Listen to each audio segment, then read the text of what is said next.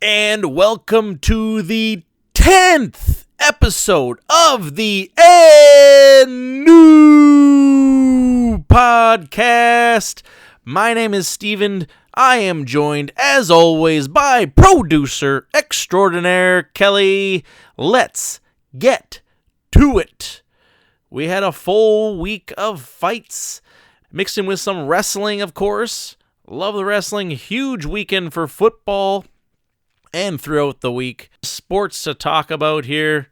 We had a great UFC that just happened last night. Great card in Colorado. Shit went down. Great fights around the world. Lots of news to get to, too. Crazy fights being made, being canceled. All of the above. I'll pick C. All of the above. It's always C. You know what I mean? When it's multiple choice and it's giving the choice of all the above, go for it. Because I think 9 times out of 10, it's going to be right. And listening to the show, you picked it. You made a good choice. You picked C. All the above. It's going to be it. Let's get to it. I think the biggest news of the week, Kelly, and I think you have to agree, is the Mayweather announcement. He was going to be fighting Tenzin Nasukawa in Risen, which I thought, man, these Asian organizations are really rattling some cages. I thought, man, this is the biggest fight that's been announced forever. And there was the whole thing of that they didn't say, well, what were the rules? They had the post already printed. They had a press conference with Mayweather. Everything's good. The next day we all wake up, and Mayweather's now saying, I was blindsided. I never agreed to anything. This was just supposed to be a one-on-one match, almost like a sparring match, an exhibition match, just for a small group of wealthy Japanese businessmen. And I was blindsided that this was actually going to be a fight. How were you blindsided by all this? How? I don't understand, Money, because it is something ain't sounding right when it comes to this. It's even weirder that you're going to have a fight, you know what I mean, in like a small close quarter, an MMA fight exhibition against this guy, and I think he took the fight at first because even though that this Tenzin guy is undefeated, he just beat up recent UFC castaway Yamaguchi, you know, which was a huge fight, but that was only a kickboxing match, which is all this dude is a kickboxer. He's not really in MMA. I think he has an MMA fight or two, but he's only 125. This guy's little.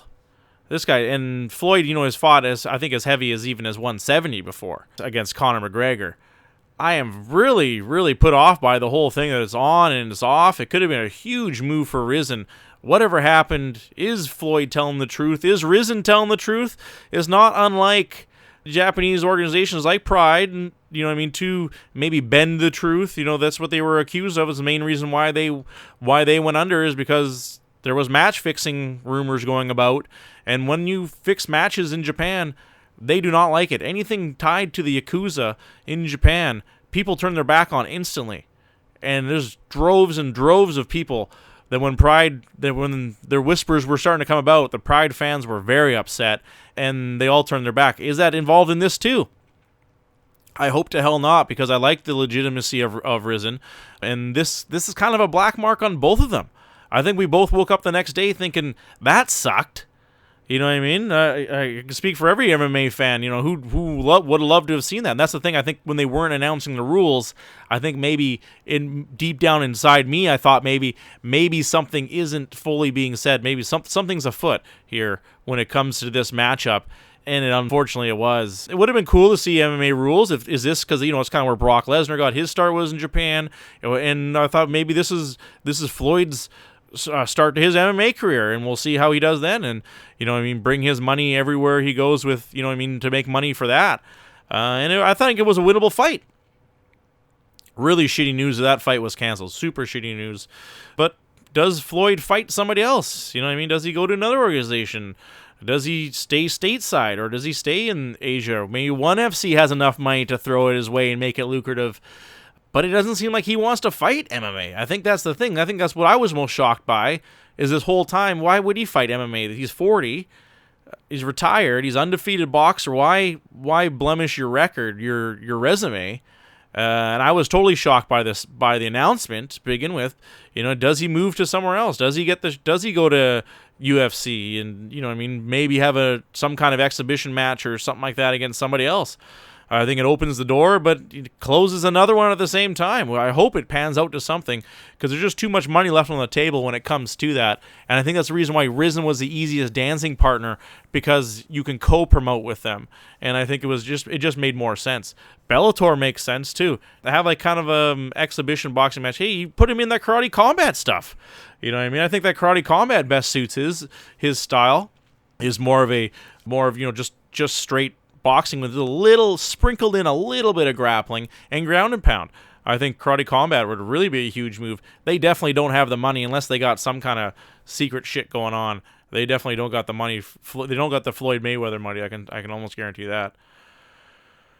Other huge news was Cormier is just flat out saying he will not be fighting John Jones for the third time. That putting an end to that saga, and I think in my opinion, for the better. I didn't really want to see. It was sad to see Cormier get beat up the second time.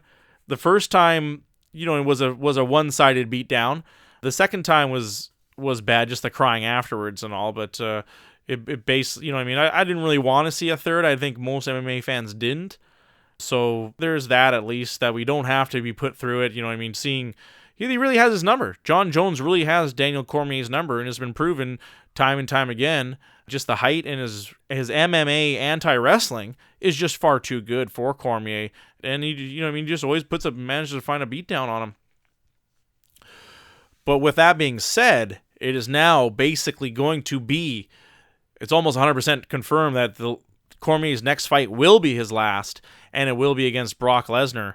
And, kind of a weird fight to go out on. I guess he does it on his terms, and to have Brock Lesnar, he's been documented well on this show, how Brock Lesnar operates, and, maybe he just wants to have that feather in his cap, or to transition into his new life as maybe potentially being a pro wrestler, and good on him. I don't know if he's got the voice. He doesn't got the size, but I think he could obviously make some money going over to the WWE if he wants to do that for the next few years. I think he's 42. I think he's got to be up there in age too.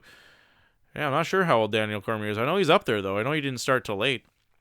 Huge news for the UFC this week. Yeah, we had tons of huge news. Was basically the dissolving of 125. Huge news, Kelly. I've been the hugest voice when it comes to 125 that it sucks. It's not worth watching. It's terrible. You get the odd cool submission, or very rarely do you see a knockout. 9 times out of 10, I say it all the time, those fights go to decision. When it comes to that, it's not the greatest fight. They're very skilled, very tough, very quick. If they go for the full 3 rounds, it's just not that exciting. It's like watching 2 little kids fight. I don't enjoy it. It's like watching 2 kids from grade 7 fighting each other in the schoolyard. Not enjoyable then, isn't enjoyable now. You know what I mean? And I think maybe UFC comes out of that trade, quote unquote trade, because they were going to get rid of the division anyways, and they got something for the return in Ben Askren. So they come out of that deal looking smart, but by dissolving the whole weight division, it's all those guys are going to go over to ONE FC now and potentially get quite paid. And I think it better suits ONE FC. I've said with WEC was the best. UFC should try to get some other organization. I think they do have that one that Cage Fighting Fury Championship. Make one of those organizations host all the small dudes, kind of like Invicta does. It's a whole organization for the women, and you still have the outlet to be able to be seen by the fans with the Fight Pass, and just having that UFC name attached to you. Obviously, you're going to attract more people, attract the money, attract the sponsors, and it's a bit of a better leeway where those people don't have to go underneath the Reebok deal. They can do their own shit, their own sponsors on their shorts, and get paid probably pretty decently, depending on who you are, obviously. But at least it's giving people that freedom to be able to be kind of like a minor league. And I think it works. 125 just never floated my boat. Never been a fan of it. It's just not that exciting. Like I said, 9 times out of 10, it's going to be a boring fight. And we've seen a lot of the guys be cast off quite quickly, like Koji Horiguchi, like Ali Balatinov, and there was another there's another guy recently too. I think Ian McCall he got cut too, and he was like the number 2 for the longest time. I think he just retired recently though. But it just shows the UFC had a plan in place already by ditching Demetrius Johnson. They get Ben Askren in return. Would they have got him otherwise? Of course, they would have to probably just have waited much longer than they did. But they come out of that smart. I'm not opposed to it, but it's kind of weird that they're gonna have Cejudo and Dillashaw fight for 125. Why? Why? It doesn't make any sense to fight for a belt of a division that is totally empty. They had problems with having talent in 125 to begin with, and now they're just removing the whole division and then making Dillashaw fight Cejudo for that belt. Kind of weird. Maybe they'll dissolve it because I don't know. I don't think Cejudo has the tools to put down Dillashaw. I've doubted Dillashaw for far too long, but the Dillashaw we're seeing right now is at his peak performance, and it's going to be hard for anybody to beat him. Right now, I don't see anybody beating him, especially not a guy who's smaller. And Cejudo's just he's a great wrestler with one hell of a gas tank. He's really not been known for his punching power or even his submission prowess is okay, like most grapplers, but I think more his style is the ground him out style, and I think that suits Dillashaw even better. His hand speed is nowhere near Dillashaw's, and I think that's where the fight's going to be obviously made, is Dillashaw stuffing all of Cejudo's takedowns because he is smaller, shorter, and lighter, and just opening him up with his combinations. It's a slam dunk for me. I think that's the reason why Dillashaw obviously wanted it. Poor 125, though. We hardly knew ye, and good riddance. Don't let the door hit your ass on the way out.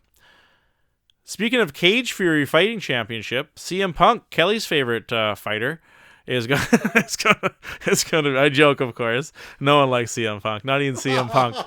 Not even CM Punk likes CM Punk. He'll be commentating for a Cage Fury Fight Championship, which I thought was a weird move. That's the thing. Well documented on the show as well. I hated CM Punk as a wrestler, especially. I couldn't stand him as a wrestler. The whole straight edge society sucked. Don't tell people what to do, man, especially if it's telling people, don't drink, don't do drugs. I see where the angle he's coming from, but don't tell me what to do, okay? Okay? Right. You're not my real dad. Exactly. Which I didn't like. And his whininess. He's good on the mic. I'll give him that. Whatever. He can talk. But man, did he ever whine about everything? I just was never the big fan. When he first came into WWE, everyone was like, oh, this guy's the next big thing. And they really gave him a lot of chances to be that, but he was a bit too outspoken. And we'll see what happens in his future. I think he's one of those guys who can say he'll never wrestle again because he's got his hands in enough pots to be able to live comfortably. That's the problem with wrestlers is you wrestle for 20 years, that's all you got. That's all you got, unless you were very charismatic and had other shit like commercials and that type of thing, or you were a champ for a long time. You get forgotten about pretty damn quickly by non-wrestling fans. You'd be lucky if you even get to scrape any of it if you're a wrestling fan, let alone if you move outside of that realm. Just people don't know about you, and it's just easier to get lost amongst everything. Pop culture. Chew 'em up, spit 'em out. All this talk of all these fighters, like at the 155, 165, is that going to happen? 170. Where the hell happened to Nate Diaz? Is he holding on to his money? Did he make his... Is he living good enough in Stockton off all that Conor McGregor money he made? Yeah, man, he fought him twice. I know. I guess that kind of makes sense. I guess now more than ever, do the third fight. You know what I mean? Why not? Conor's on his way out. I think it makes sense for both those guys. One last paycheck for Conor, and I think Nate could whoop his ass. Maybe we'll see, do it at 155. I think makes sense. Or even, hey, there you go. There's a 165 fight for you. Do that one at 165. But I feel sorry for the guy. I think he's a little bit of his own worst enemy. I think. I think maybe he's a hard bargainer. Beggars can't be choosers, but maybe he's got enough money where he can be a chooser and just live off his shit. Who knows what he's got going on? I don't know. You know what I mean? I'm not. But I like Nate. That's the reason why I'm saying I like Nate a lot. I like his fighting style. I like his 209. 209. I like his no nonsense attitude, and I want to see him fight again. Conor McGregor makes tons of sense right now. Maybe a rematch with Cowboy. Cowboy's really been coming up. A lot of people are talking title shot. I don't know why. Right now, obviously we'll get to it later on in the show, but it's not like he beat like a real contender. Dude he beat wasn't even ranked. Mike Perry's not even ranked because he's on I think this is his third loss in a row.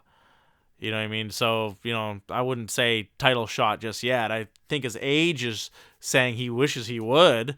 I think Cowboy just one of those dudes where he just was on the cusp so many times, and just, when it mattered most, couldn't get it done, unfortunately. Oh, dude, I feel really super sorry for in MMA world. Anthony Romero, undefeated fighter. He unfortunately got named to the Sherdog prospect watch list. Feel really sorry for you, man. Your career is now over.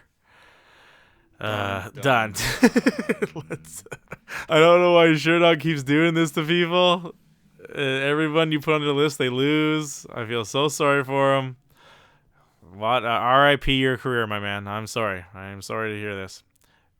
If I name you to my list, you're a surefire winner. Surefire winner. And there's one guy who almost made the list. I'm kind of on the fence if he should make the list. Great fight. I'll get to it a little later on when I do my recap on the Ultimate Fight Night 139.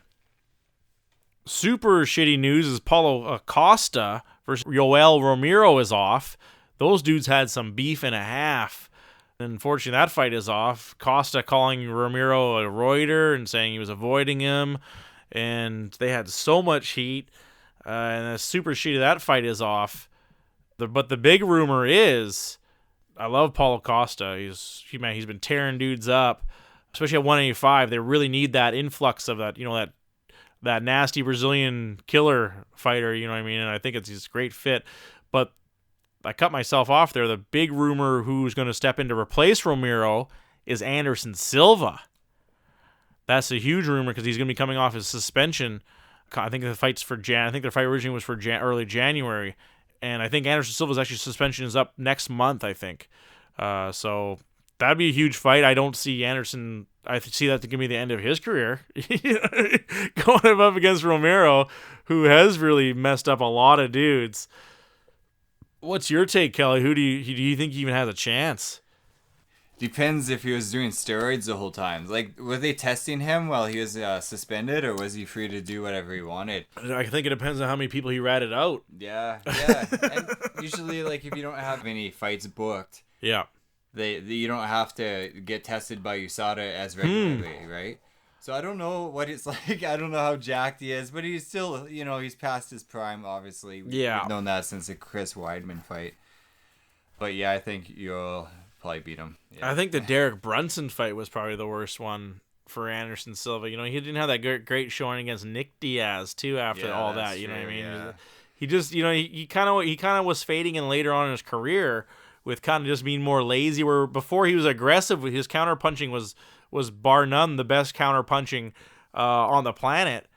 And then I think he just got lazy, and I think he thought, I'm just gonna dodge everything and not counter punch now. But time shows that will catch up to your ass, and there's many well documented that it caught up to Anderson Silva. But I like the fight. I'll take it, I guess. I'm not a huge fan of the fight, but I'll take it. I think it's a good. But I just don't see Anderson Silva winning that at all. I think I could see him being retired after that. To tell you the truth. Yeah. I don't know how he's gonna do it. I could see him getting knocked out. Yeah, very badly. Nasty ground and pound elbow or something. Romero's just nasty with the standing elbows, overhand rights. His build too works very good against Anderson. The short, stocky dude with a ton of power. Let's see if it pans out. I think they both want to get some money out of it, and I'll give Anderson the puncher's chance, but he's well past his prime. Fame killed him. Fame killed that man. Yoel has a lot more to gain. Oh yeah, big time. Yeah, exactly. That's how what a shitty spot Anderson is in right now. two losses and you're super irrelevant. You're not getting those paychecks. You're not getting the people coming back and saying, we want you to fight. And people aren't knocking on your door to say, hey, we want you to fight. We want you to fight. Sign this contract. No one's going to be knocking. No one's going to be knocking. Funny news out of ACB. It's a Russian organization. They actually tried to sign Frank Mir, actually. And they're not a bad organization. They have a few decent fighters.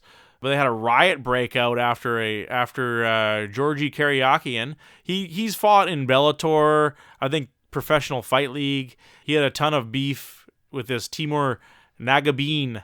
It's weird because in Russia they're really getting nasty with the trash talk. I don't know if it's always been like that in Russia or if now it's just coming to light. But Georgi had said he was going to put a bottle in his ass. You know what I mean? Like to the other dude. So how do you take that, right?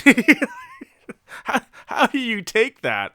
The other dude did not take it well because it was a weird. It sounded funny. He did not enjoy it. Well. He did not enjoy it. Surprisingly enough, he didn't take the words well. There was no bottle fucking live on TV in Russia. I don't know what goes on over there, but definitely not that on TV. I hope not. But it was a weird turn of events that they had here, Kelly, is that Georgi had this Timur guy like in a guillotine with he had his legs in like a full guard guillotine, and the time was running out. And Herb Dean was the ref. It almost kind of looks like he went limp a little bit, kind of like what had happened at the UFC Fight Night. He goes limp a little bit, but the ref didn't stop the fight. The bell had rung, right? So Herb Dean's like separating them. And the other guy, I think he may have went out for a half a second. This Timur guy, I think he may have went out for half a second because he's like protesting right away. He's like, no, I'm not stopping the fight. The round's over. And he just punches Georgi, like clocks him, like super cheap shot. Like they're both just talking to Herb Dean, and all of a sudden, wham! Punches him. Riot breaks out in the crowd. He gets disqualified, and Georgi wins.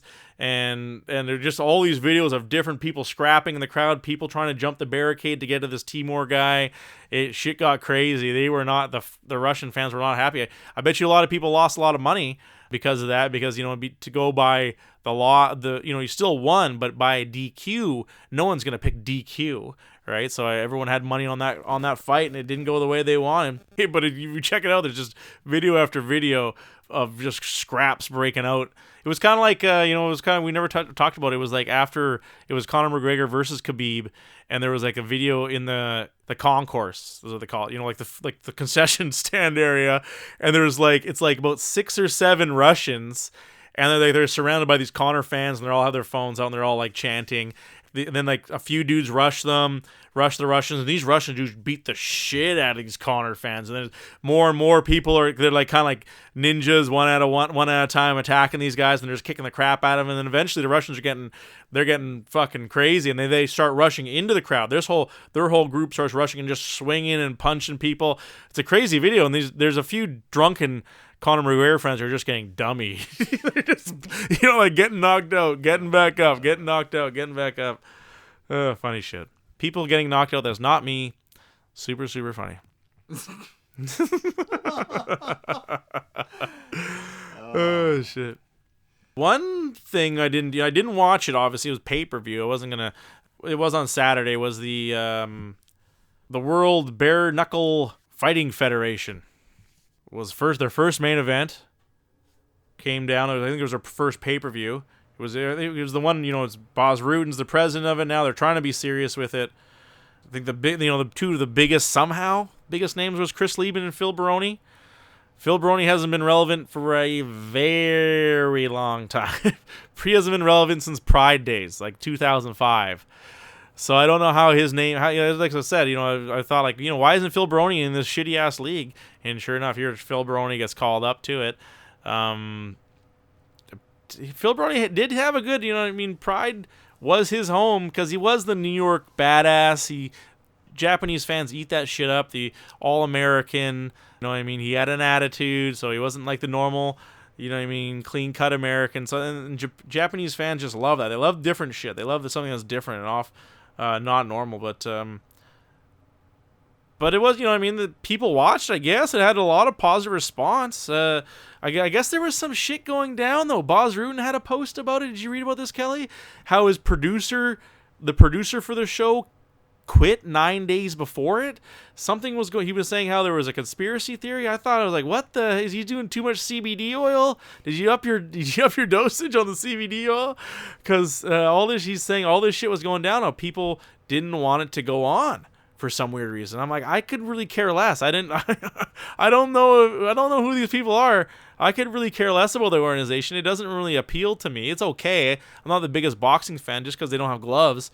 I think it's actually worse because you're just going to get dudes breaking their hands. That's it. There's not going to be anything other special, that special of it, other than just guys aren't wearing gloves. Just the whole fact that the league was around and everything like that, and it was just odd. I did catch a few videos, just the highlights, basically what happened. It looked okay. I don't think I was entirely surprised by the Leben knocking out Phil Baroni. Phil Baroni's jaw has been gone since 2005. So even a guy like Leben, his picture before the weigh-ins, man, did he look emaciated. I don't even know what weight class they were fighting him. It must have been 170. Chris Leben usually fights at 185. I was surprised he did make that weight. If that was the weight, I'm sure it was. Phil Baroni has fought at 185, so maybe it was at 185, even for both those dudes to make that weight. But he defeats him first round. The weird thing was Johnny Hendricks gets knocked out. I thought it was weird that he was in this organization to begin with. But Brennan Ward, the recent Bellator retiree, he actually backed out of the fight last minute because he wanted more money, oddly enough. So that's kind of raised a few concerns for me as well, if there's something up with this organization. But I didn't read if it's confirmed. But he gets knocked out by Dakota Cochran, a total nobody. I actually read this on a website that Dakota Cochran is actually a porn star, but a gay porn star. So that's, good on him, whatever. You be whatever you want to be. That just never bothered me.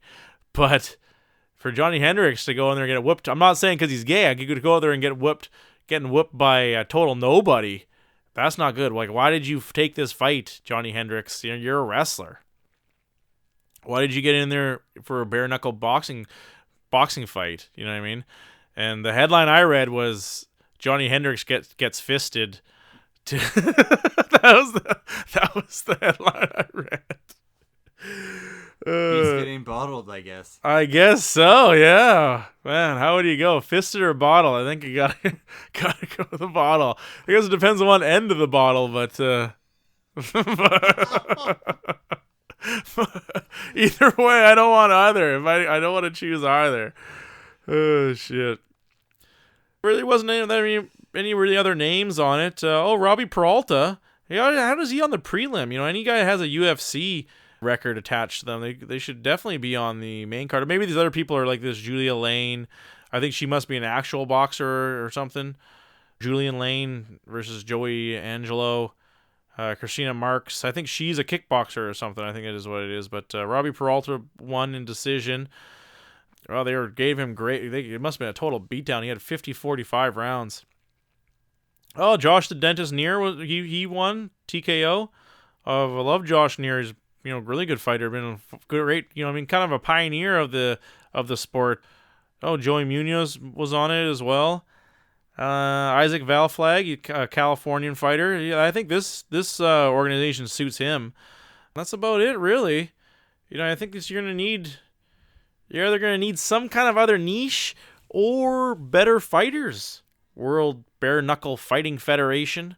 If you're going to continue, this name of Boz Rutan being your president isn't going to really do you any favors.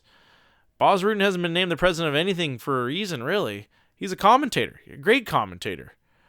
But if you're going to kind of like how Ray Sefo is the president of Professional Fight League, just have the name. I guess if that's what you're going for, that's what you're going for. I don't know if I'm going to watch the next one. I don't know. I'll see. I wonder what their numbers were. The comments I was reading was very positive. So I don't know. Maybe it's something. Maybe it's just me. I'm not. But like I said, I'm not the biggest boxing fan, so it doesn't really suit me. I like that gypsy bare knuckle boxing shit. But that's a little bit different. But it's not like something I'd be like following. You know what I mean? Looking it up. The documentaries were very interesting because I just didn't know that world existed over there. Very, very cool if you haven't checked it out. All these different documentaries about the travelers of Britain and Ireland. They call themselves travelers, but they are gypsies. And that's the bare knuckle boxing is underground is huge. Families fight other families, and it's all about money. It's all about money. There's huge bets being placed between these families in the tens of thousands of dollars, and you never know what's going to happen. Shit goes down, and these families just produce like these dudes who are just bred fighters. That's what they were born to box, and that's what Tyson Fury is. Tyson Fury is a traveler. Baby, got some travelers up in that shit. Go to fucking go to Scotland or Ireland or Britain, London, and check it out. You know, England and maybe you got a niche over there. Go over there and get some of their talent, and you know what I mean. Maybe have an event over there. That could be good. Hit me up. I got tons of ideas. UFC, Bellator, WBKFF. Boz, have your people call my people. Got some ideas for you guys. Let's talk some MMA. Great tough. I was super hyped. I wasn't missing this card for anything. I was really wanted to see the heavyweights go at it. Did you watch the show, Kelly? It wasn't bad. Maurice really running amok in the house again. Just like you're really getting wasted. And like most people, does good on beer, but you give the man some whiskey. Woo-wee. And he gets a little crazy. And you could tell he was drunk. It was before the fight. It was like fight day, and him and the Justin Fraser guy got wasted, and it didn't look good. He was just really loud, and everyone's trying to tell him to calm down. And he's just getting more and more hyped, and more. Him and Anderson Silva get into it. It just wasn't a good look, but they're looking for drama on the show. Obviously, they need drama. But the fight was Michel Batista versus Justin Fraser at the heavyweight. Both dudes were heavy. They both were just under the 265 mark, and I thought I called it last week. Easy fight for Batista. I thought he's just too good of a wrestler. He's gonna walk through Fraser. Fraser didn't impress me in his first fight against Anderson Silva. Boy, could I have not been more wrong. It was a terrible showing for Michel Batista. I highly doubt he'll get anything from UFC after that. Terrible fight. And what was stupid is Michel but in the pre-fight interview, he's saying how he's going to finish in the first round. Well, I got a newsflash for you, man. It's going to be hard to finish the fight in the first round if your first kick lands at 2 minutes. 3 minutes into the fight, that was the first time he landed a punch. I think he threw something at 2 minutes in. Was the first time he threw anything. So I'm like, how the hell are you going to be able to do anything with that bullshit? I thought, why are you talking this shit, man? You were a quiet guy, and now you're just talking all this shit, and you come out and you don't do anything. And eventually, you know what I mean, Justin's actually, he's a fighter. I'll give him that. He's a fighter, and he's landing some pretty good moves. He's doing a lot of feints. He's going in and out, and Batista's just standing there, basically. And eventually Justin realizes this and just swarms him, and Batista goes down like a fucking sack of potatoes. It was terrible. I couldn't believe it. Terrible fight. Good win for Justin. He's going to the final now. You know what I mean? It's just like, what the fuck? I was super, super disappointed. And then at the end of the fight, he says how his back was hurting or some bullshit, and he couldn't kick, and he couldn't go for a takedown. You didn't try. You didn't try a kick. You didn't try to go for a takedown. Hey, maybe it hurts a little bit. You're just going to give up, and that's it? You think that, this is a really big opportunity for an unknown fighter, and for you to put up a showing like that is going to leave a sour taste in anyone's mouth. I love Gastelum kind of quoting AJ Styles there. And he's like, all you hear is Gastelum yelling, "He don't want none. He don't want none." I thought that was kind of funny. Terrible showing, but Justin Fraser moves on. I am excited for the next girl fight too. These semifinals are the shit. Panay versus Yulia. This is going to be a banging match between two girls who just love to scrap. I'm very excited for that. On the next show, can't wait. And tune in to listen to my breakdown of the fight. Let's get to UFC 139 25th Anniversary Show. Great card. I thoroughly enjoyed it. Cut a bit of the undercard. The undercard wasn't bad at all, actually. I guess there's something wrong with our board today. Technology, I tell you. It's one day you got, next day you don't.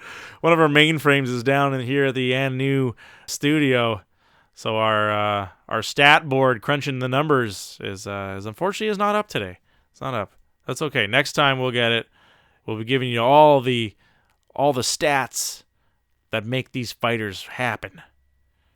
Good card though. I'll give it that. Yeah, good card. On the undercard, the main fight that I really liked was Skelly versus Moffitt. That was, like I was saying earlier on that ACB card, kind of a weird one. Did you catch that one, Kelly? It was a really back and forth. That's what I thought was a great match against two very amazing grapplers. It was an amazing grappling match, and that's what you want to see in a grappling match. Two dudes who are really going at it, with change-ups, sweeps, changing of levels, reverses. That's what you want to see when it comes to a grappling match, and that's what we really had. It was crazy because Moffitt had Chaz Skelly in this crazy anaconda choke, and they made two counterclockwise circles because Chaz Kelly was just trying to. That's the only way you can survive, is just kind of keep walking so you're not getting choked. And they spun around twice. I thought that was really, really cool. And the referee goes to test his hand, or he says he was relaxing to wait out the round, but the referee went to go move his hand. But in my opinion, it was quick. In my opinion, it was a bit too quick. You don't want to see the dude, flop ragdoll down, but you could have gave him an extra 2 seconds. But he did go for the feel. You should have went for the feel and then go for the feel again, because instantly Chaz Skelly protested right off the bat. Tough to say, though, for the referee. They have to make split-second decisions. He was not in a good position, though. He was not in a good position. Moffitt really had him in that. That was a deep-ass choke, and he was definitely in trouble there. That's no doubt about that. But he said he's going to protest it. Chaz Skelly said he's going to protest the fight. That should be turned into no contest. Shitty because Bobby Moffitt really showed how tough of a dude he is. I think he's undefeated too. And Chaz Skelly, he's a real game fighter. He's only lost to a few dudes. Jason Knight, who was also on the card, Darren Elkins, and this makes 2 losses in a row for Chaz Skelly. Really, he is kind of a gatekeeper at 145. That 145 right now is very, very deep. I think Bobby Moffitt is undefeated as well here. Let's just pull up his stats here. Oh no, he's 14-13, but he's on a 4-fight win streak right now, coming from the VFC organization. Oh, he also fought in LFA too.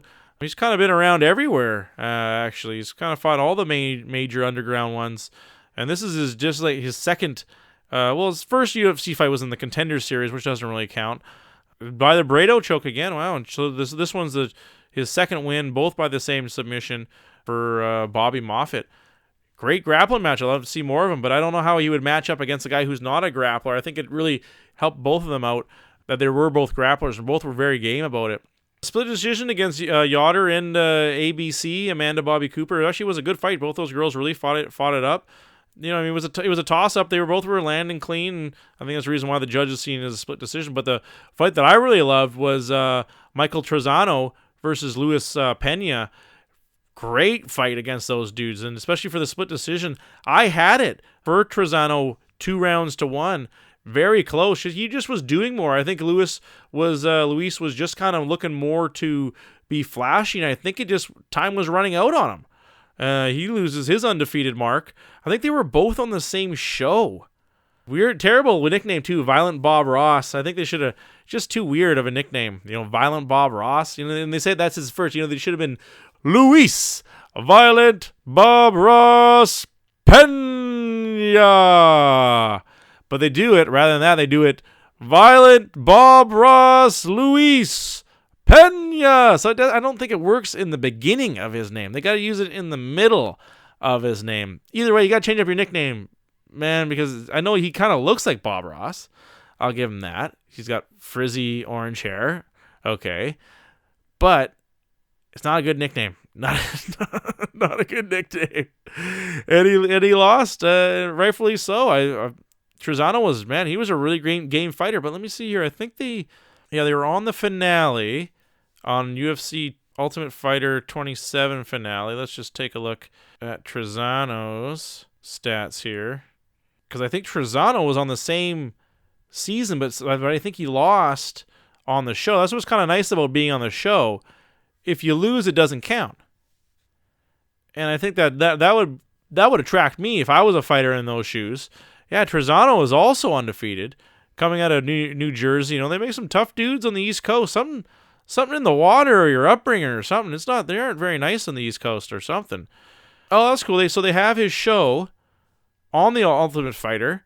That's kind of cool. They have the little stats, and he was undefeated too. I wonder what happened to this guy. Cause yeah, he won his fight on that finale as well. Let's take a look. Let's dive deeper into the 6 degrees of separation. Okay, so they fought in the UFC Ultimate Fighter finale on UFC 27, or Ultimate Fighter finale 27, July 6th, just of this year. Okay, so it looks like Trezano was... Okay, so Trezano was definitely fighting for the... I didn't watch that season. So Trezano definitely won the season. And let's see here where this Luis... Yeah, because Luis Pena was on the undercard. And he won his fight on that same night as well. Okay, cool. We got a little history lesson tonight on the And New podcast. How these two came about it. Oh, that Trezano guy, he had heart. He did not give up. He was great stand-up, great grappling, great up against the fence, great on the ground. And he's a kickboxer, too. So he really showed a lot of heart. I want to see more of that Trezano guy. He almost made the list, though. Didn't quite. Because he went to split decision. 2 split decisions in a row. Almost so close to make my list. Keep trying, Trezano. I thought your window's closing. Keep trying to make the And New podcast prospect watch list. Great fight, though. I give that one. That was really, really one of those fight of the year type fights. They don't have the name, so I don't think they're going to really make it to there, but I really enjoyed it. Huge win for Macy Barber.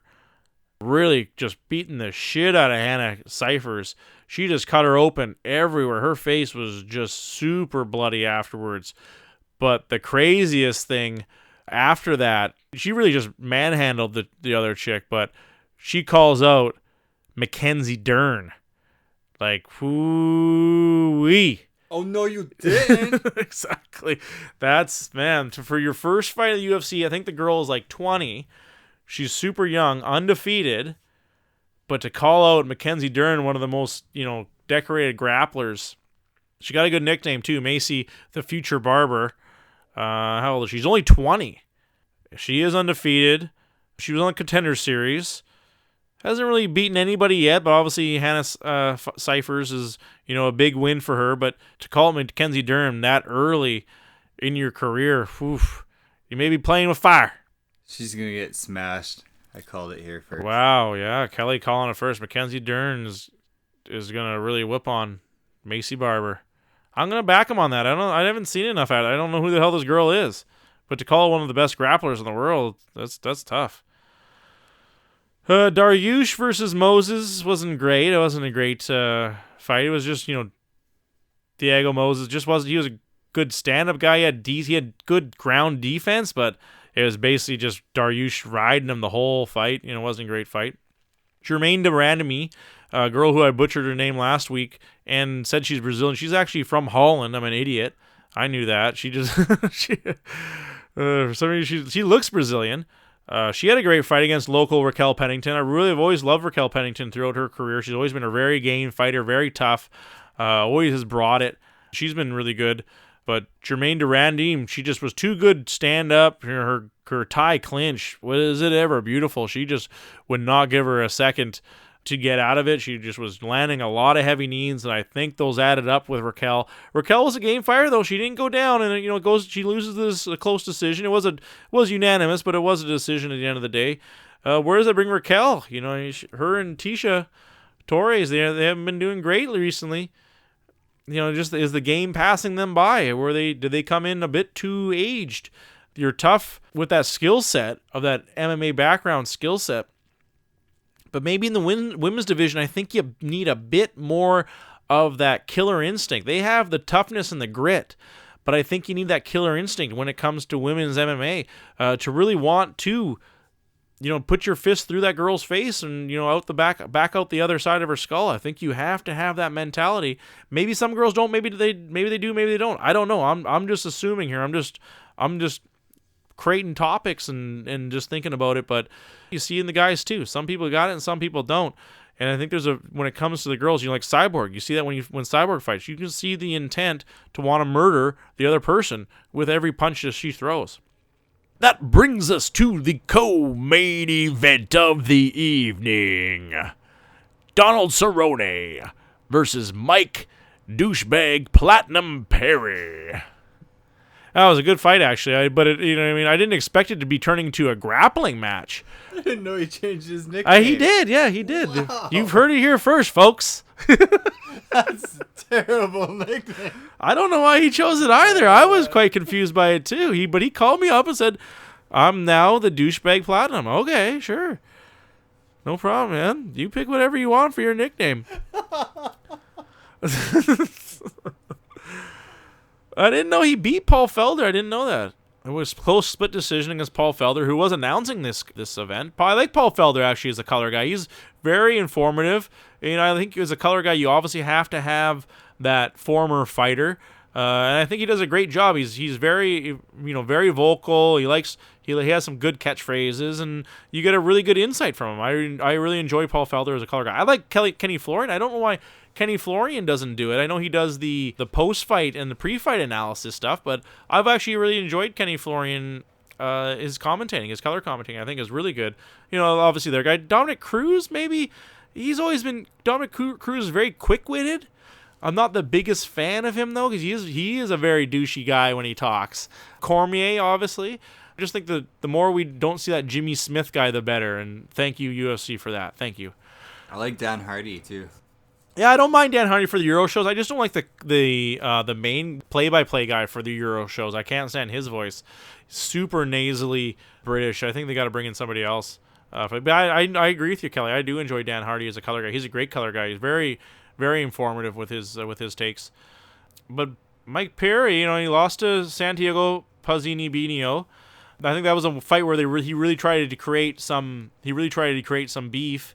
And it didn't work out for him because he got really beat up on that one. He loses to Max Griffin, beats Paul Felder by close decision, and then he gets armbarred by Donald Cerrone. I did not expect those guys to really, really grapple it up. I really thought they were going to stand in the front of the ring, stand in the center ring, and just trade punches in the face the whole match. But I think Donald Cerrone was actually pushing that pace to go for the takedowns, and it turned out for him good. They did have a good exchange of punches, and we've seen Donald Cerrone just too slick. He went for the triangle, and then he went for that armbar, and that armbar just was too tight. When you get that scramble, the scrambles, I always say it every week, man. You get in that scramble, and that's where the jiu-jitsu is going to get you.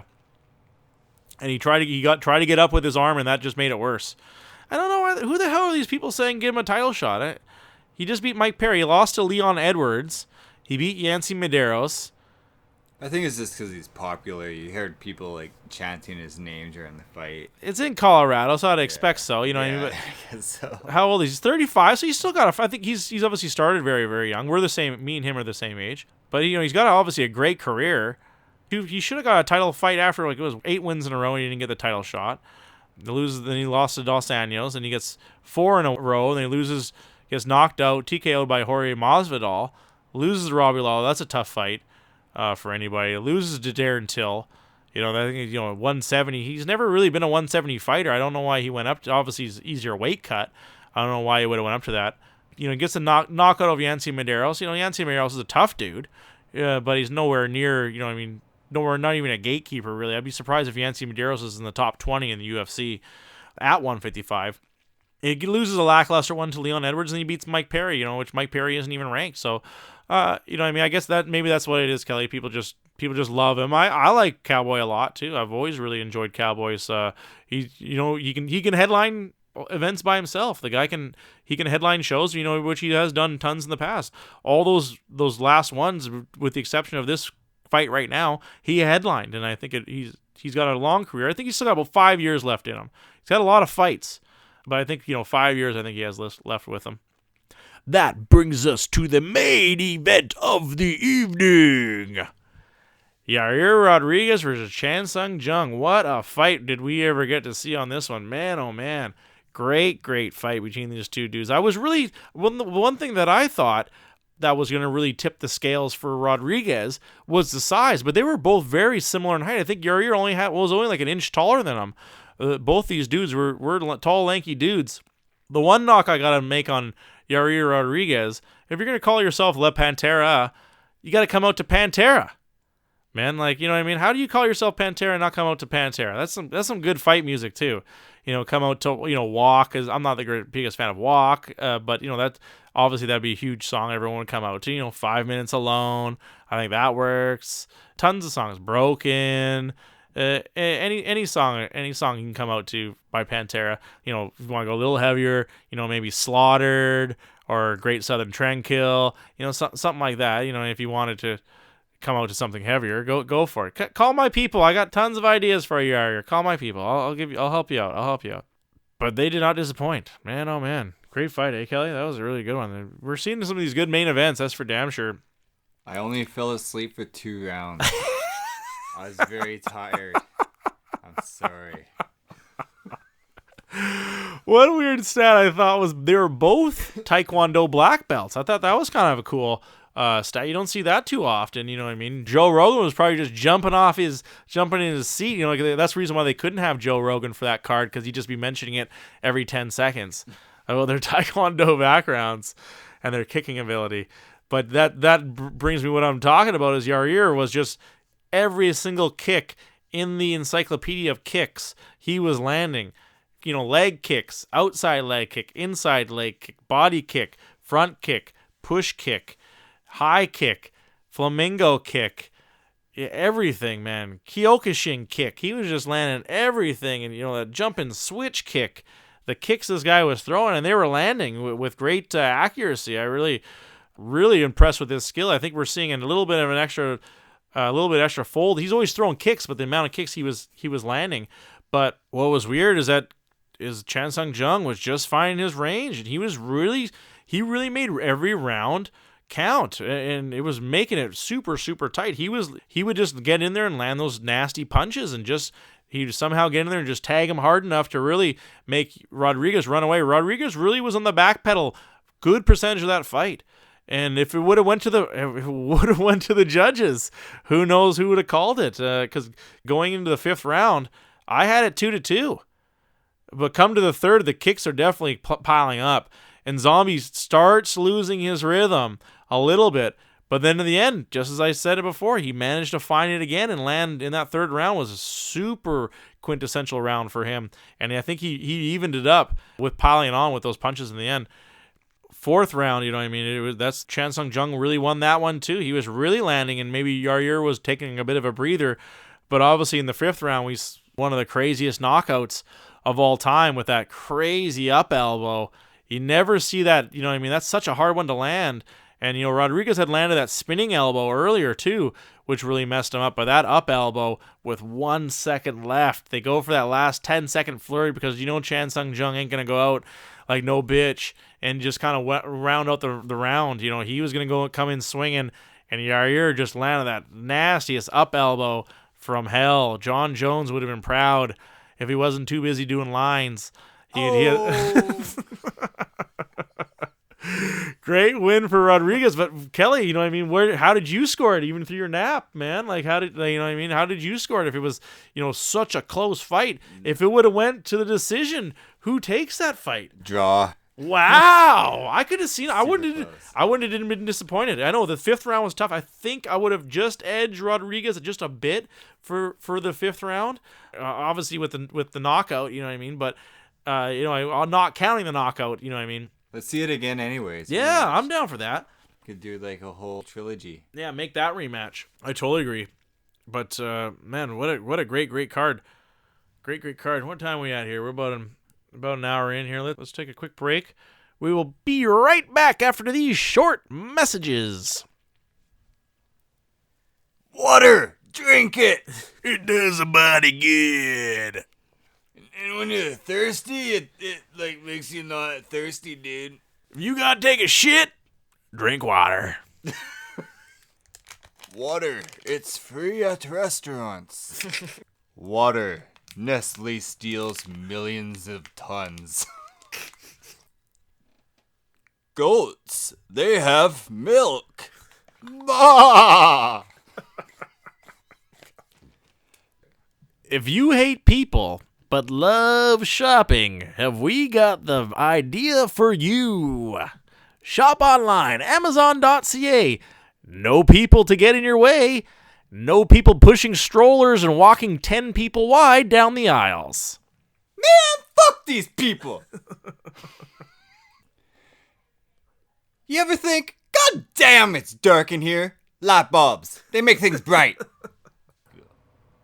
Have you ever been on the toilet with nothing to do? Hey, Brandine! Where's my goddamn phone? I gotta take a shit! Never be in this problem again. Subscribe to the And New podcast today. I found it! It was underneath the newspaper. The damn dog brought it! What a good break we had there. Good smoke break.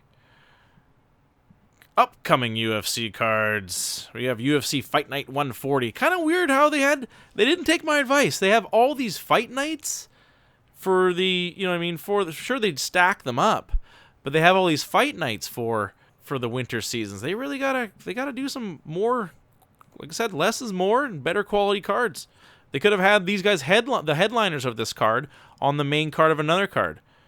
I understand they're trying to branch out here. This one's in Argentina. That's kind of cool because Santiago Pizzini is his hometown, Argentina. And exactly, it really trails off. Elkins versus Lamis. Khalil Roundtree off his victory, off his recent knockout of Gohan Saki against Johnny Walker.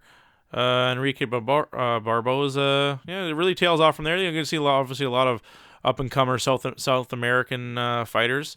And I like the matchup. I think Neil Magny's a very game fighter. Just not the greatest card though. You don't expect much for Argentina. But the one weird fight that's coming up, I thought it was the rematch that no one asked for, and it was Curtis Blades versus Ngannou 2. Their first fight sucked. And this one, I don't know who really wants this. It's kind of weird. Ngannou is really fallen off the face of the planet. His work ethic is really terrible. Weird card. Oh, it's in China. That's why. I think it's one of the. They've been in China, I think, once or twice before. But maybe they'll bring some other big names out for that one, and we'll find out. Jessica Aguilar is on the card too. But like I thought, who really wanted that? Who was asking for that rematch? I don't know. Speaking of fights, though, it'll bring me to my take of the week, and that's just about. With this risen, that power move that we could have seen, really reminds me of Pride days. And that was just such a pinnacle of the MMA sport, bar none. 2005 for the UFC, for Pride too. Pride was a little bit on its way out then. But what an organization was Pride. And that move was such a Pride move. You saw a lot of that with Roland Gardner versus I can't remember what his name was, but he'd won gold in judo. So they had the gold medalist of Greco-Roman wrestling against the gold medalist of judo fight in MMA. That is fucking awesome. That is a great idea. Roland Gardner's only ever fight, he won, and I'm sure he got a ton of money for it. I really love those ideas. Gold medalist, people from other sports coming over. Pride had it all, man. So many good cards, so many good fights. 69 different events, 588 different fights. The list is endless. The early days of Pride. What one was the coolest? It's just the rules they had. Just it was just different. You didn't see it. And I think what attracted people to come to Pride to watch and also to participate was how cool it was. It was his own thing. Just the production values, the crowd. I watched to get into my take. The fight I watched was Nogueira versus Crow Cop, And it was a fucking insane fight. But what was more insane was the crowd. I always talk about the crowd reaction in this show because it really means that's what means something. That's why people perform, is that reaction from the crowd. And it was just such a crazy fight. What a comeback victory for Nogueira in that. But the organization had different things. It had the stomps, the tournaments, open weight. For the longest time, it was open weights for a lot of the shit. And, you know what I mean? You were all in one weight class. I really love that because that makes it the toughest of the toughest. Hey, if you're 170, sorry. I'm sorry. That's as heavy as you're going to get is 200 pounds. I'm sorry. You know what I mean? You're just not the toughest. The toughest are the biggest and the toughest dudes. And that's just the way life is. And Pride just oozed that shit. The Japanese culture just loves that, the toughest of the toughest, and that's what I wanted to see, and that's what she got. There were so many big moments, you know, like I touched base on before, that it was the end of the tournament to crown Nogueira the champion while Fedor was injured. Great card. You know, I think the other moment was from Pride Total Elimination 2003 was Krokop, such a big name, but his knockout of Igor Vonchenchkin. Right then, you know what I mean? And Igor was a great kickboxer himself. Igor was, he'd won a one-night tournament, Kelly. Igor Vonchenchkin, he won a one-night tournament. It was super heavyweights. He was the smallest guy in the tournament, and he won. He had to fight 3 dudes in one night. And he had a great Pride career. He was a very huge name, but I think he was obviously at his end of his career. He beat up Gary Goodridge when Gary Goodridge was really good. Sakuraba. Let's break down the 6 degrees of separation. Igor Vonchenchkin. IFC Combat in Kiev. Who knows if he was jacked up or whatever, but the dude fought 3 times in a row. One night, beat the crap out of every dude. Like, who? No one does that. Great fighter. And here he comes in to Pride up against one of the toughest dudes on the planet forever. Go down in the world history MMA Hall of Fame. Mirko Krokop, and he comes out and head kicks this guy, posterizes him to hell. I know that was like the big thing when I first started watching Pride, was that head kick. Really turned heads, pardon the pun, when it came to those. And what a weird card. Rampage was on against Murillo Bustamante. Chuck Liddell knocked out Alistair Overeem. Fedor was on it against, he beat Gary Goodridge. Crazy. Yoshida versus Tamura. Yeah, they had a lot of wrestlers, too, and the main event was Vanderlei Silva versus Sakuraba. Like, that's a fucking stacked card. That is a fucking crazy stacked card. Nogueira versus Rico Rodriguez, too. Like, that's a fucking super stacked card. And that was 2003. You don't see that shit anymore. And that's just the stuff. There's so many big events. Like, you can just hit the Total Elimination 2004. I think 2004 was probably the Shockwave from 2004, too. Let's just break down this one here. Total Elimination. Oh, that was the crazy. Mark Coleman was the first defeat to Fedor, was the main event. Kevin Randleman. That's when Kevin Randleman knocked out Krokop. Krokop is looking insane. That was a huge moment for Pride as well, when Kevin Randleman knocked out Mirko Krokop and even had a rap song afterwards about it. You know what I mean? That was a huge, at that point, that was huge. Semi Schilt was on the card. This is part of my take too, and they had like these like kind of like the attraction matches, the special attraction, and that was Paulo Cesar Silva versus Henry Miller, because Silva was a wrestler, like a pro wrestler. That's how he made his money, was being the Giant Silva. That was his whole thing. He was a wrestler. He was huge in Japan, and here he comes over to MMA. Sergey Karatonov versus Murillo, who that's Karatonov was like a big heavyweight. Ninja is barely like 185 at his heaviest. Heath Herring is also on that card too, and I just love breaking down this stuff, like just going through history of Pride. And they're unfortunate, is like I touched base on earlier in the show. I kind of had a Pride theme tonight. Was that they were their own undoing. Unfortunately, they were just too popular. They had too much money coming in and out, and unfortunately, bad people want to get involved when it comes to that. When the money starts flowing, you know what I mean? The Yakuza obviously got involved, and that was it.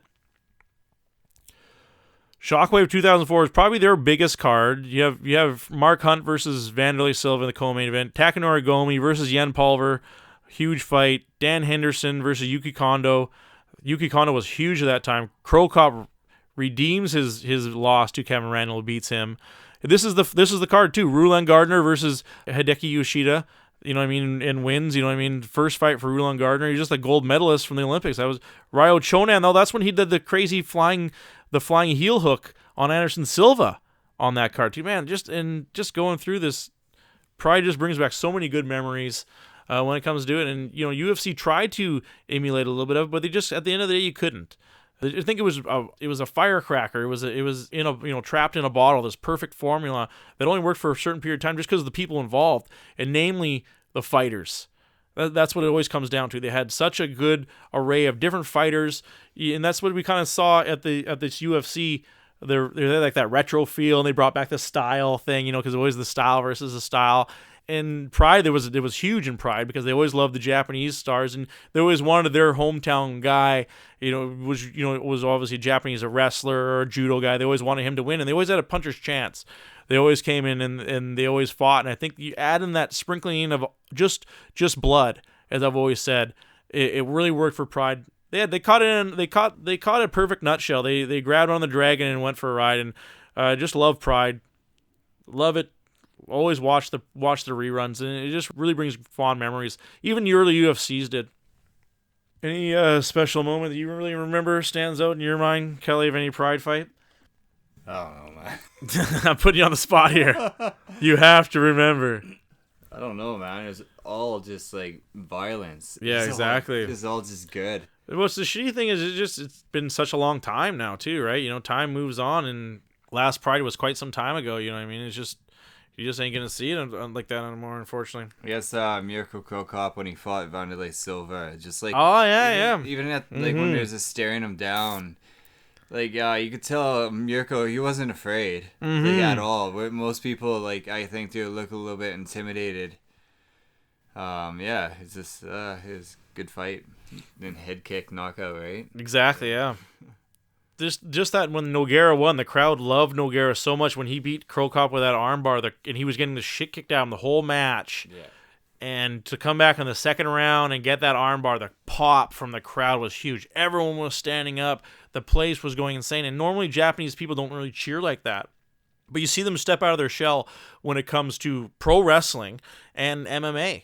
They're so passionate for it. They're so passionate for it. They love it. And I think that's what's always been really cool. Is obviously the Japanese crowd. I've always, that brings to it too, because there was you could feel the tension in the crowd, and they'd always be like clapping or chanting sometimes too. Awesome times. Let's talk wrestling.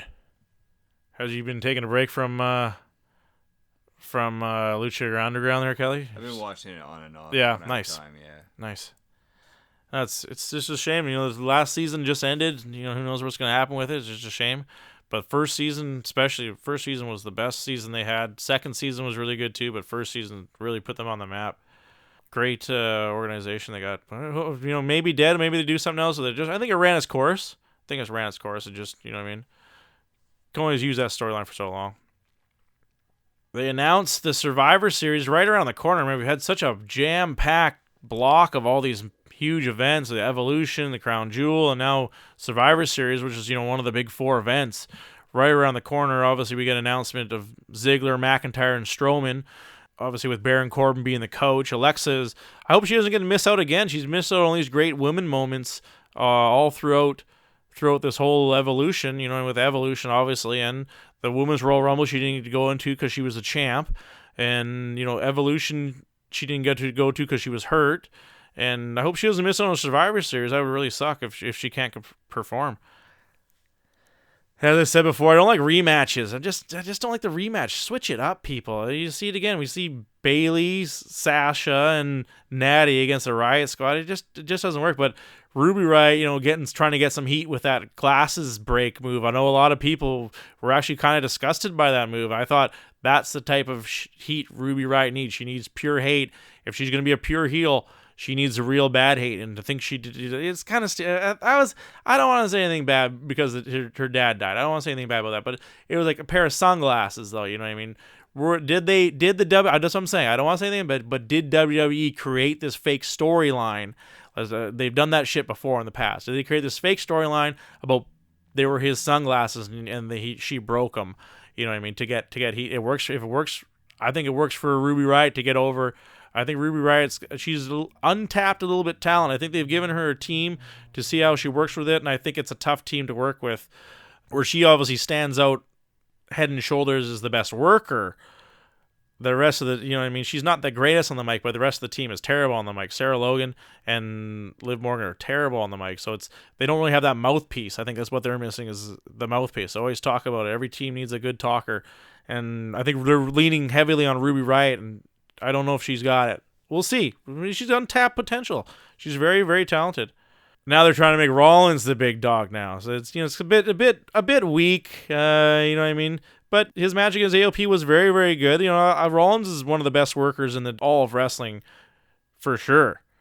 Top 5, one of the best, easily, if not, top 3. But to make him, I guess they have no choice. They're really shuffling with all these injuries, and who knows what's going to happen with him. He's obviously going to get skyrocketed right to the top. They keep on teasing this rivalry between Dean Ambrose and Seth Rollins. You know, when they're really late pulling that one out, man. Oh man. They got to move on with that one. Huge crowd, and they are all chanting Elias. Man, this guy, Kelly, fuck, I don't know how he has done it. I'm still in awe of his rise. Man, the crowd was so behind fucking Elias. I could not believe it. He is so big right now. He didn't get to make fun of the town again. He's got to go back to making fun of towns. Please, come on. This is what you do, man. But the crowd was just chanting. The crowd was clapping for him. He is so over. It is nuts how he does. He's not fighting for a belt right now. The Nia and Tamina teaming up, it's odd, but it totally makes sense. The two super powerful women on the same team, I think they're just going to bowl through everybody. I think that's probably how they're going to make Ronda look human, is by Tamina and Nia teaming up and, maybe doing some cheap moves just to still make Ronda look tough, but lose at the same time. And I think that's obviously what we're going to see. Nia is a good champ. I don't mind her being champ at all. And of course, I called it 2 weeks ago with the total just destroying of Lashley over Balor. We see McIntyre and Lashley's paths cross here. I fucking called it. We'll see where that turns out. It's going to be really 2 TNA guys. And of course, speaking of TNA, they have Kurt Angle versus Drew McIntyre, 2 dudes who wrestled together as well at TNA. So there's just so many of these TNA guys that are in there. Really, we're getting super underused. TNA is garbage, super shit right now. No one, I love Pentagon Jr. and Johnny Mundo or Johnny Impact or Johnny Morrison, whatever he's going by. Those guys are great performers and great workers. And they're there for a paycheck. They're the most independent wrestlers out there right now, especially Pentagon Jr. He'll wrestle for anybody if you pay him the money. He's just looking for a paycheck. But TNA is terrible with this storyline. They fucking suck. Just garbage. Not even worth watching. You don't know who's wrestling, what they're doing, what kind of stupid. They keep pushing. I hate Eli Drake. I think that's my biggest problem with TNA. Eli Drake is like their main guy, and he is atrocious. He is fucking terrible. I don't know what the hipsters see in him. He sucks. He sucks in ring. He's not a good worker at all. And his acting is so terrible. He's terrible on the mic. He's just spouting off the same catchphrases. I see no folds to his whole thing. He's just Eli Drake. Terrible. Good Raw though. Good Raw. Finally get a great SmackDown. I like the co-captain's idea with The Miz and Daniel Bryan. I think that's going to really work somehow to keep those dudes together. I've said, maybe they got to find new ways if they're going to work those two dudes together. They can't keep cramming them down our throats. They got to find some new ways to use them together, and this is a good way. I think it's putting them together is really, really good. I have no clue where they're going with Shane McMahon, though. I have no clue. I'm not a huge fan. I don't like Shane McMahon at all. Can't stand him. And I have no clue what they're doing with him. I hope he doesn't get like a title or some shit coming up here. That would be fucking stupid. And when they made the announcement, Rey Mysterio versus Ricardo Almas, CN, I fucking was so Andrade. I was so fucking hyped for that fight, man. What a match we were fucking pleasure to on that one. Holy moly. Great match. I wouldn't give it 5 stars. I think when they come back again, we'll see a 5-star match between those two dudes. First time they've probably ever wrestled, obviously. But crazy Andrade. a la cien, a la más. One of the best SmackDowns in a long time. Really, really liked it. The one thing I thought was weird though is the whole Becky Lynch "I'm the man" thing. Like that's her catchphrase, Kelly. She's the Irish lash kicker. She's really popular, especially the most recent event was in Manchester. You know, she's from Ireland, but still it's close enough. People love her. The crowd chants like crazy, and that's what I was saying. How the Elias chants were just going nuts, and like they're all like soccer chants and shit like that for Elias. Her whole thing is "I'm the man." That's her catchphrase. Yeah, do you see a problem with this? I kind of see a problem with this. Like, not that she can't say "I'm the man." I'm just saying it's weird for her to say it. She can say whatever the hell she wants to say. But to say that I'm the man, like, you know what I mean? There's a whole women's revolution going on. Why would you want your catchphrase to be "I'm the man"? I'm just kind of confused by who in writing said this is okay to use or said this is a good idea. I just thought, you know what I mean, she'd go for something more female empowering, you know what I mean, rather than saying "I'm the man." I thought very, very odd. Very, odd choice. But that's her slogan. She's got shirts of it now. And her match against Nikki Cross was really good. I think Nikki Cross is Scottish.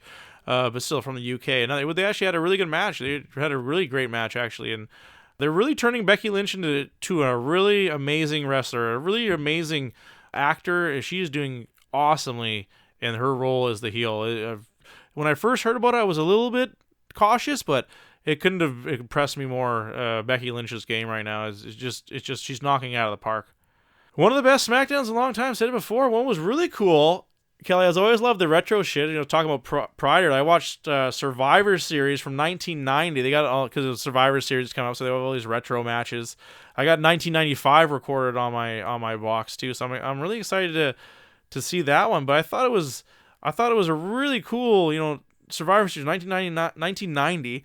You know, the first match was super awesome. Demolition with Mr. Perfect versus Legion of Doom, the Texas Tornado, and the Ultimate Warrior. Saddest thing about that, I think there's only like 2 dudes out of 6 guys. There's only 2 of them are still alive. You know what I mean? Hawk has obviously passed on. You know, Animal, you know, his son was a famous football player too, and he was a great wrestler too. I really love out of Legion of Doom. I loved Animal more than both of them. But I'm saying it was a really cool way to start the night off. But the promos, everything, everything was so cool. It was kind of like going, you know, obviously you're going back through time, but going to like almost like a different dimension because they don't do shit the way they back then. They don't do it like they used to do. You know, but it was just so cool. It really reminded me what is so awesome about wrestling is those early days of wrestling. And I think it was one of the earlier times of Survivor Series, if not the first Survivor Series. So it was a ton of these different matches that were happening. But the promos they were coming, it was a debut of The Undertaker, which was really cool. He had never come. He was the mystery guy to come. But it was one thing that really stuck out to me was the Ultimate Warrior, how over he was. Like, Kelly, you even know who the Ultimate Warrior was too, you know, but at this point, 1990, he was so fucking popular. It was insane. He wrestled twice that night. Him, Hogan, and Tito Santana all like went into like this, it was like this main event. There was like the Ultimate Survivor, which was a 3-on-5 match, and they obviously the good guys won with Ultimate Warrior winning, of course, you know what I mean, and him and Hulk Hogan showing a really like good bit of camaraderie there. But it was all the cool teams back then. It was really, really cool how, you know, like I said, Hulk Hogan wrestled twice, and it was really cool because Earthquake was on that match too. And what I thought was really cool was that, you know, this local dude, he's huge obviously, but Earthquake, just how he was like this huge local dude. And he had a huge beef with Hulk Hogan, man. To have that, you're on top of the fucking world. Like, that's what made Roddy Piper's career. Obviously, his mouth made his career, but for a guy like that to come out of nowhere, just because he's huge, he could work. He was really good in ring. To come out to be the ultimate bad guy to Hulk Hogan, that's huge, right there. And how the WWE organization went with this unproven dude. And, you know, he was a wrestler at LSU. He got a free ride at LSU. Went on to be a sumo wrestler. Didn't like it. Came over to America and starts off wrestling. And I thought it was going to be the time when Tugboat turned on Hulk Hogan because they, you know, and then became the Natural Disasters, which was a great tag team. Ended too soon. Those 2 dudes. You know, obviously well-documented tugboat goes on to be the Shockmaster. His career gets ruined. Much like Earthquake, he went over to WCW and his career got ruined too. A lot of these dudes went over to WCW and the creative over there was fucking atrocious at that time. It was really, if you didn't have an idea yourself, you were fucked. So I think those guys went over and a lot of people told them what to do and it really did not turn out well. But I'm excited for Survivor. I think it's next week is Survivor Series, so fucking huge on that. We'll do a pre-Survivor Series show next week. Really excited to see where that goes.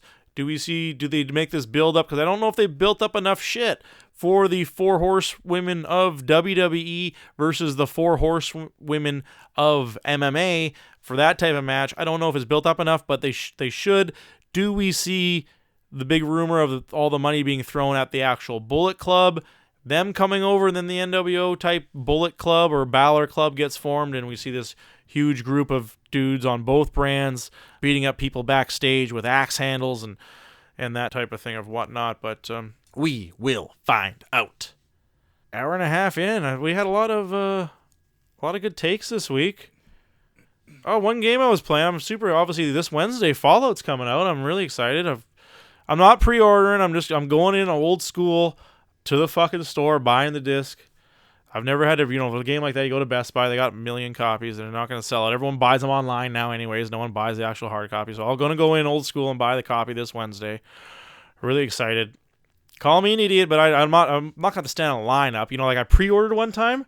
That was the dumbest fucking idea ever. I had to stand in a lineup because I fucking pre-ordered, and it was like a lineup. I was in line up for like an hour and a half. I was like, what the fuck is going on? Got my new phone. I'll have a little bit of a take on that next show. I'm excited about that. Samsung S8. I didn't expect that.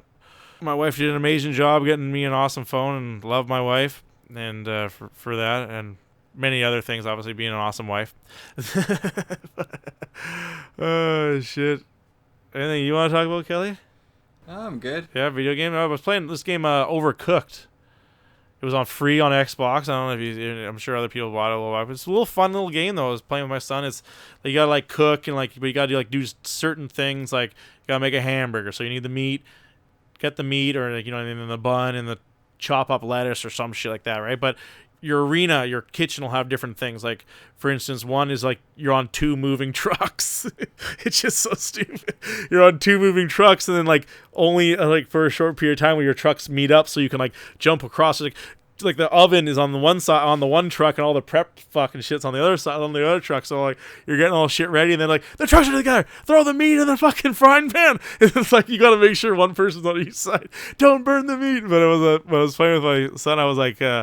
But he's like yelling like nonsensical Italian. Like, you gotta pick the meat off of the face. You know what you gotta do. Giuseppe, what are you doing? You gotta chop the tomato. Give me the tomato. You gotta chop the tomato. But it was a fun little game. Fun little game. You gotta roll out the pasta, then you boil the pasta, then you stir. Not the other way around. Giuseppe, mother slappa ya. That's right. Oh, we had a good time. Good game. Well, that just about wraps it up for this show, folks. Show number 10 in the books. On behalf of producer extraordinaire Kelly, my name is Steven, signing off the 10th episode of the new podcast. Take care.